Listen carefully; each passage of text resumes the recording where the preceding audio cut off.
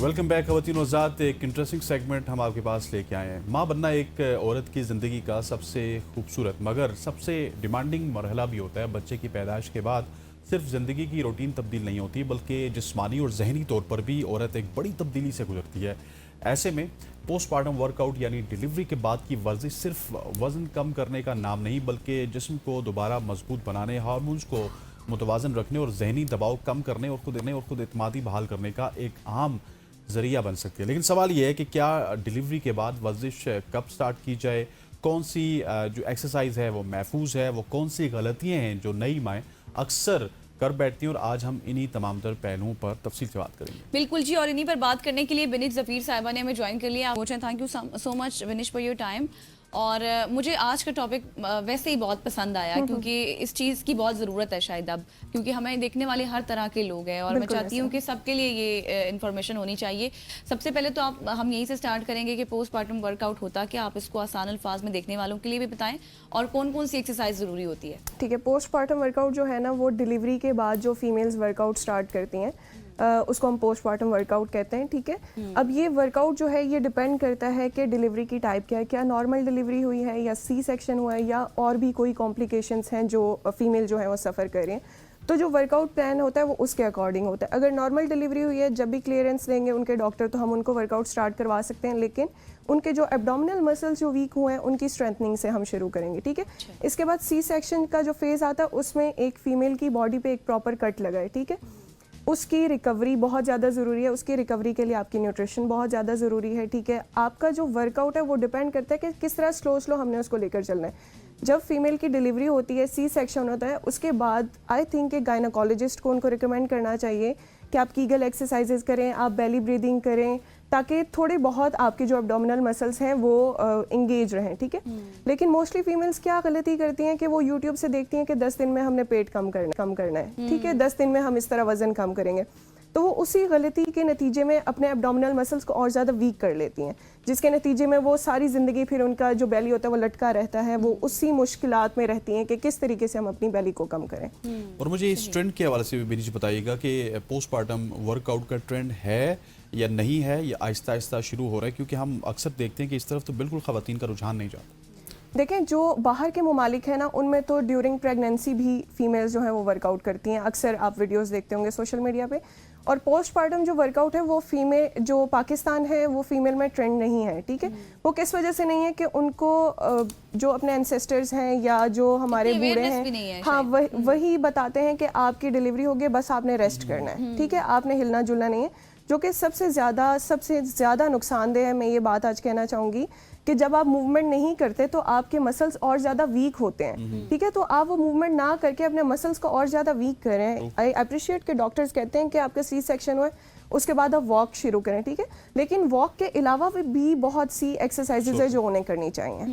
सही। अच्छा, इस पिछले सवाल के जवाब में आपने बेली के हवाले से बात की थी और ये एक आप ये कहें कि बहुत ही आम सा मसला है तमाम तर फीमेल्स के लिए कि आफ्टर डिलीवरी उनका जो बेली है वो बढ़ जाती है। तो इसका क्या एक्सरसाइज है, किस तरह से करनी चाहिए? देखें, आफ्टर डिलीवरी जो है ना वो बेली जो बढ़ता है वो उनके एब्डोमिनल मसल्स ओवर स्ट्रेच हो जाते हैं। ठीक है, हम नहीं कह सकते कि वो लाजमन फैट ही है। फैट जो है वो उनके एब्डोमिनल एरिया में है, वो उनके मसल स्ट्रेच हुए होते हैं। अब इसमें ये गलती करते हैं, वो क्रंचेस करना शुरू कर देंगे, लेग रेजेस या एब्डोमिनल जो इंटेंस एक्सरसाइजेज हैं वो करना शुरू कर देंगे।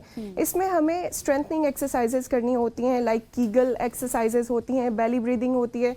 उसके जब स्लो स्ट्रेंथ बनती है तो हम एब्डोमिनल के बर्ड डॉग जैसे हो गया, कैट काउ स्ट्रेचेस, इनकी तरफ आते हैं। बट ये बहुत स्लो प्रोसेस होता है, स्टेप बाय स्टेप। हम डायरेक्ट इंटेंस वर्कआउट्स पे नहीं जा सकते। और विनीश, मुझे सबसे बड़ी बात इस पे भी जिक्र करना है कि हम अक्सर जो स्पेशली ये ख़वातीन वाला सेगमेंट है इसमें हम देखते हैं कि हमारे जो बड़े हैं ना वालिदैन, वो अपने ज़माने की डिटेल्स हमें बताना स्टार्ट होते हैं। हालांकि उनके ज़माने में डाइट डिफरेंट थी, वो देसी घी खाने वाले लोग थे, एक्सरसाइज बहुत अगर नहीं भी करते थे तो पैदल इतना ज़्यादा चलते थे, उनको एक्सरसाइज की ज़रूरत नहीं पड़ती थी। फिर इन्वायरमेंट बड़ा क्लीन था।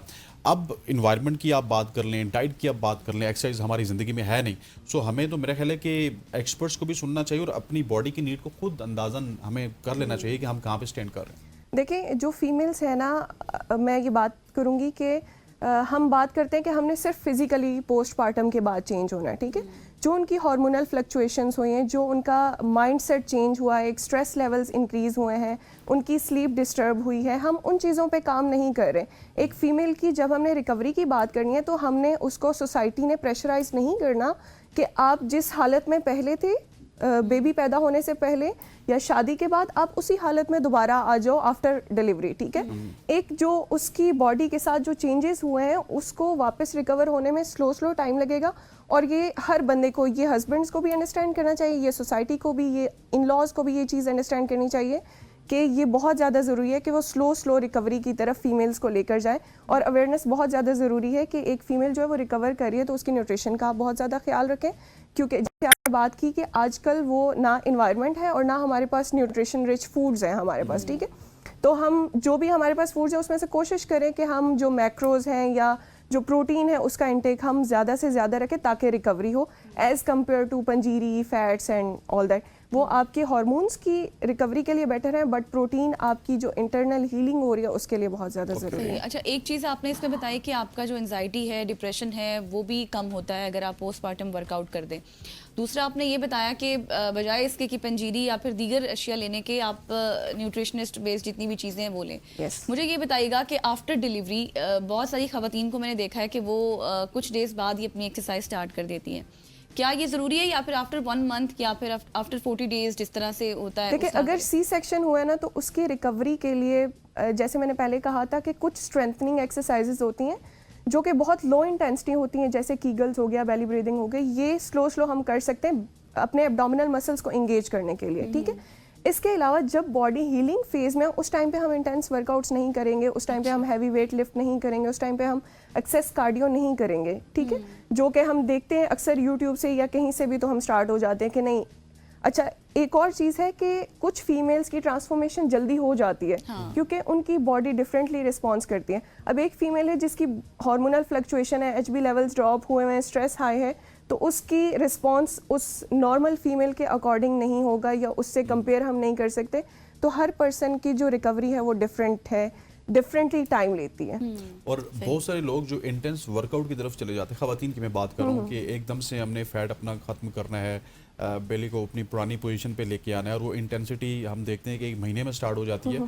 तो स्टार्ट में भी इंटेंसिटी तो अच्छी नहीं है। नहीं, इंटेंस वर्कआउट्स बिल्कुल भी नहीं करना है, ठीक है। अपने एब्डोमिनल मसल्स को एंगेज करना है स्लो लाइट इंटेंसिटी के साथ। अगर आपकी नॉर्मल डिलीवरी है तो आप लाइट वेट्स के साथ 1 kg 2 kgs के साथ बैठ के वर्कआउट कर सकते हैं, अपने लेग्स को स्ट्रेंथन कर सकते हैं। बैठ के बहुत सी एक्सरसाइजेज है जो कर सकते हैं, वॉक कर सकते हैं, ठीक है, इंक्लाइन वॉक कर सकते हैं, लेकिन हाई इंटेंसिटी की नहीं करनी वॉक आपने। सही। और अगर आप ये बता सकें उन तमाम तर ख़वातीन के लिए कि किस तरह की डाइट होनी चाहिए, क्योंकि मैंने अक्सर ये चीज़ देखी है कि जैसे पहले असनैन ने भी बात की थी कि वालिदैन ये कहते हैं कि आपने कोई ठंडी चीज़ नहीं खानी, ये ड्रिंक नहीं लेनी, वो नहीं करना। ज़ाहिर है क्योंकि एक फीडिंग प्रोसेस भी चल रहा होता है बेबी का, तो उसमें कौन कौन सी डाइट होनी चाहिए? देखें, जैसे ब्रेस्ट फीड पे होती हैं फीमेल्स, ठीक है, तो कैल्शियम रिच फूड्स तो बहुत ज़्यादा ज़रूरी हैं, ठीक है। वो सारे दूध, लाइक डेयरी प्रोडक्ट्स जिनमें कैल्शियम ज़्यादा है वो आपने लाजमी लेना है, ठीक है। उसके अलावा प्रोटीन का इंटेक, क्योंकि आपकी बॉडी इंटरनली हील कर रही है। प्रोटीन में हमारे लाइक एग्स आ जाते हैं, उसमें मीट आ जाता है, दालें आ जाती हैं, ठीक है। उसके अलावा कार्बोहाइड्रेट्स के आपके जो स्ट्रेस लेवल्स हैं वो मैनेज हो, आपके ब्रेन को फूड मिले, तो कार्ब्स भी बहुत ज़्यादा ज़रूरी हैं। और हेल्दी फैट्स, आपकी हार्मोनल जो बैलेंस है वो के जो फ्लक्चुएशंस हुई हैं हार्मोन्स की, वो बेटर हो। अच्छा, अगर ये इस फेज़ की बात की जाए जो पोस्टपार्टम फेज़ है, इसमें कौन कौन सी ऐसी अलामतें हैं जो कि हमें सामने आ जाएं तो उसके बाद हमें वर्जिश को रोक देना चाहिए? अगर आपके एनर्जी लेवल्स बहुत ज़्यादा डाउन हो रहे हैं, ठीक है, आप डिहाइड्रेटेड बहुत ज़्यादा फील कर रहे हैं, डिजीनेस हो रही है, ठीक है, अगर आपने कोई वर्कआउट स्टार्ट किया और आपका सर चकरा रहा है, आपकी आंखों के आगे अंधेरा आ रहा है, तो आप उन वर्कआउट्स को स्टॉप करें। इट मीन्स कि वो अभी आपकी बॉडी उस चीज़ के लिए तैयार नहीं है जो आप वर्कआउट्स कर रहे हैं। तो आपने उससे भी कम इंटेंसिटी से स्टार्ट करना है, लेकिन उसके लिए आपने 1 वीक या 2 वीक्स जो है बॉडी को रेस्ट देना है। और कुछ लोग बिनिश मेडिसिन पे भी होते हैं आफ्टर डिलीवरी, तो उनके लिए भी ठीक है कि वो एक्सरसाइज स्टार्ट करें? मेडिसिन इन अ सेंस के कोई इस तरह के जो प्रोटीन्स वाली ले रही होती हैं या फिर कोई इस तरह के उनकी बॉडी जल्दी हील हो जाए उसके लिए सप्लीमेंटेशन, यस। फीमेल्स लेती हैं सप्लीमेंटेशंस क्योंकि वो उनकी बॉडी की नीड होती है, ठीक है। उसमें आयरन भी होगा, उसमें B12 भी होगा, उसमें विटामिन D भी होगा, क्योंकि बॉडी लाइक हीलिंग फेज में है ना, तो हीलिंग में हमें सप्लीमेंटेशन की ज़रूरत होती है, तो वो गायनोकोलॉजिस्ट रिकमेंड करती हैं। और यस, क्या आप घर में भी रह के आप पोस्टमार्टम कर सकते हैं, पोस्टमार्टम वर्कआउट कर सकते हैं, या फिर आपको जिम में जाना ज़रूरी है? और अगर आप जिम में नहीं जाते, लेट्स सपोज, तो आप घर में किस तरह से अपने आप को सेव रख के ये एक्सरसाइजेस कर सकते हैं? देखिए जो पोस्टमार्टम वर्कआउट्स है ना, वो इजीली घर पे भी हो सकते हैं, ठीक है। अगर आप चाह रहे हैं कि आप मूव नहीं करना चाह रहे, तो वो आपके रूम के अगर आप अंदर भी हो बीच को सकते फीस नहीं हैं। देना चाहते तो यस, अगर आप मुझे फीस नहीं देना चाहते तो फिर भी वो घर पे हो सकते हैं। बहुत सारी वीडियोस हैं जो मैंने भी लाइक स्टार्ट किया था, पोस्टमार्टम जो सीरीज स्टार्ट की थी, उसमें बहुत सारी मैंने वीडियोस बनाई थी जिसमें मैंने बताया था कि इस तरीके से आप वर्कआउट स्टार्ट कर सकते हैं, ठीक है, लो इंटेंसिटी का। फिर स्लो जब आपकी स्ट्रेंथ बिल्ड होती जाएगी, फिर आप जिम स्टार्ट कर लें। सही। सही। और मुझे ऐसा लगता है कि इसको स्टार्ट हमें वॉक से करना चाहिए, थोड़ी थोड़ी आपने वॉक करनी चाहिए, ऐसा ही है? यस, वॉक जो है वो बहुत ज़्यादा ज़रूरी है। लाइक जब ऑपरेट होता है, सी सेक्शन होता है, उसके बाद डॉक्टर्स रिकमेंड करते हैं 2-3 डेज में कि आप वॉक स्टार्ट करें, क्योंकि वो इट्स पार्ट ऑफ हीलिंग ना, तो वो बहुत ज़्यादा ज़रूरी है। और जो माएँ दूसरी या तीसरी दफ़ा माएँ मतलब बेबी को उनकी डिलीवरी होती है, उसके उनका भी प्रोसेस सेम होता है पोस्टमार्टम वर्कआउट का, या उनका डिफरेंट होता है? उनका भी सेम होता है, ठीक है, लेकिन ये डिपेंड करता है कि क्या पहले जब उनका पोस्टमार्टम फेज आया तो उन्होंने कोई एक्सरसाइजेज की हैं, या उन्होंने अपनी न्यूट्रिशन का, या उन्होंने क्या रिकवरी के लिए क्या मेथड जो है वो यूज़ किया, ठीक है।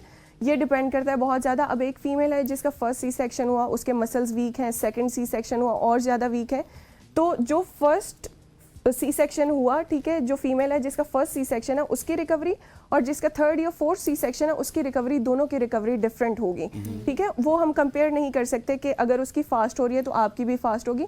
आप थर्ड टाइम एक फेज से गुजर रहे हैं, आपके एब्डोमिनल मसल्स और ज़्यादा वीक हैं। अच्छा बिनेश, इससे पहले हम पंजीरी के हवाले से बात कर रहे थे, मैं चाहती हूँ आप इस चीज़ को भी क्लियर करें, क्योंकि ऐसा तासुर ना जाए कि लोग कहें कि पंजीरी बिल्कुल ही नहीं खानी चाहिए। क्या उसको हम खा सकते हैं लेकिन साथ हमें दूसरी डाइट भी लेनी है? नहीं, देखें उसमें बहुत सारे हेल्दी फैट्स हैं, ठीक है, जो कि फीमेल की हार्मोनल फंक्शनिंग जो है उसके लिए बहुत ज़्यादा ज़रूरी हैं। तो अपने हेल्दी फैट्स के साथ बाकी चीज़ें भी लेनी है जो न्यूट्रिशन के लिए ज़रूरी है। ऐसा नहीं है, हाँ, कुल कायनात नहीं समझना कि हमने पंजीरी ही लेनी है। अक्सर होता है कि हम एक्सेस जो है वो कैलोरीज लेते लेते, क्योंकि फैट्स में ज़्यादा कैलोरीज होती हैं, तो वो फीमेल वो भी वेट गेन कर लेती हैं, फिर वो अलग एक स्ट्रेस बन जाता है। तो अपनी न्यूट्रिशन को बहुत ज़्यादा मैनेज और करें। ये जो बहुत ज़्यादा फोकस होता है पंजीरी के ऊपर, वो भी ज़्यादा नहीं होना चाहिए। हाँ। आपको बिल्कुल ऐसे, सारी हाँ। चीज़ों को साथ लेके चलना चाहिए। बिल्कुल ऐसे ही। सही। और ये स्ट्रेस, एंजाइटी, ये किस हद तक कंट्रोल होते हैं? देखिए वर्कआउट्स जब आप वॉक स्टार्ट करेंगे, ठीक है, आपकी ब्लड सर्कुलेशन बेटर होगी, माइंड की तरफ, दिमाग की तरफ ब्लड सर्कुलेट करेगा, तो ऑटोमेटिकली आपका स्ट्रेस जो है वो रिड्यूस होगा, ठीक है। इसी तरह जब एक फीमेल है वो अपने लिए कुछ कर रही है, वो सबके लिए, हमारी माएँ हैं वो सबके लिए कर रही हैं, अपने बच्चों के लिए कर रही हैं, उन्होंने बचपन में हमें पाला, ठीक है, लेकिन जब अपने लिए एक माँ करेगी कुछ, तो वो एक अलग सेल्फ सेटिस्फेक्शन है, ठीक है, तो ऑटोमेटिकली आपका स्ट्रेस जो है वो मैनेज और होता है। उन माओं के लिए क्या पैगाम देना चाहेंगी जिनको मदरहुड को भी साथ लेके चलना है, फिर सेल्फ केयर भी करनी है, और किस तरह से वो अपनी लाइफ को बैलेंस रखें और अपनी ज़िंदगी भी और बच्चे की ज़िंदगी भी बेहतरीन बनाएं? देखें ये ऐसे हो सकता है कि आप जो है अपना ख्याल रखना शुरू करें, ठीक है, क्योंकि सेल्फ केयर जो है ना वो बहुत ज़्यादा ज़रूरी है। अगर आप अपना ख्याल नहीं रखेंगे तो आप ना बच्चे को टाइम दे सकेंगे, ना अपनी फैमिली को टाइम दे सकेंगे, ठीक है, क्योंकि आपका स्ट्रेस लेवल इतना हाई होगा। तो पहले अपनी हीलिंग पे फोकस करें, ठीक है, साथ बच्चे को भी देखें, साथ अपनी फैमिली को भी देखें, लेकिन जो प्रायोरिटी है आफ्टर पोस्टमार्टम वो आपका अपना आप है। वो हम अक्सर ये करते हैं ना कि हम बच्चों को ज़्यादा फोकस करना स्टार्ट करते थे, खुद भूल जाते हैं। खुद भूल जाते हैं। अच्छा मैं बिनेश, मुझे ना इसमें एक और इम्पॉर्टेंट चीज़ बताइएगा। बहुत सारी ऐसी ख़वातीन भी हैं, मैं चाहती हूँ उन हवाले से भी बात होनी चाहिए, जो जिनका मिसकैरेज हो जाता है, तो मिसकैरेज के बाद भी इसी तरह की एक्सरसाइज होनी चाहिए? देखिए मिसकैरेज के बाद ना डिफरेंट लाइक उसके रीजंस हो सकते हैं, ठीक है, वो रीजंस के अकॉर्डिंग गायनाकोलॉजिस्ट रिकमेंड करती हैं कि आप इतने अरसे के बाद अपनी फिजिकल एक्टिविटी स्टार्ट करते हैं, तो उस टाइम ड्यूरेशन को हमने देखना है, ठीक है। देखिए कुछ स्पेशलाइजेशन गायनाकोलॉजिस्ट की है, कुछ हमारी है, तो हमें दोनों को साथ लेकर चलना है।